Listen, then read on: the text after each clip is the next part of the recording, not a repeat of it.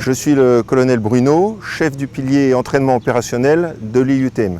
Les jeunes recrues centrafricaines, depuis 3 jours, restituent l'ensemble des connaissances qu'ils ont accumulées depuis leurs 3 premiers mois et demi de formation élémentaire, toutes armes.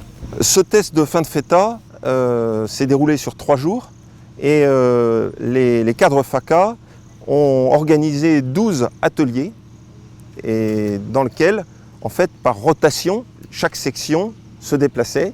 Elle était évaluée par les cadres FACA selon des grilles et des questions qui avaient été préparées à l'avance. Et donc ça s'est très bien déroulé.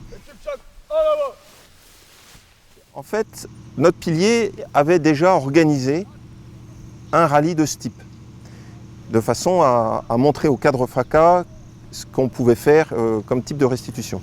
Et en fait, cette fois-ci, c'est vraiment les cadres FACA qui ont tout organisé de A à Z. Alors les jeunes recrues centrafricaines ont bénéficié du corpus des cours qui en fait est fourni par l'IUTM et dont le contenu correspond à ce qui se fait dans les armées européennes.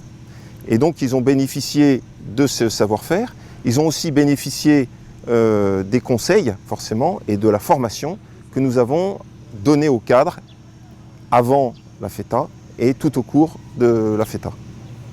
Alors, les matières qui ont été travaillées pendant ces 3 mois et demi sont fondamentalement les matières de base que tout militaire doit connaître. Il y a donc, bien sûr, les actes élémentaires du combattant. Nous avons beaucoup travaillé cela, mais aussi le tir, du secourisme. Nous avons fait de la formation sur le règlement, nous avons fait de l'orientation, nous avons travaillé énormément de matières.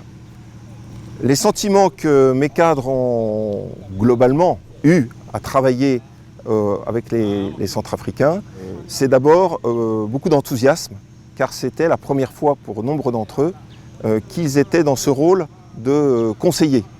Et puis ils ont noué beaucoup de relations amicales et de confiance avec les cadres centrafricains qu'ils ne connaissaient pas au départ. Et petit à petit, les choses se sont mises en place.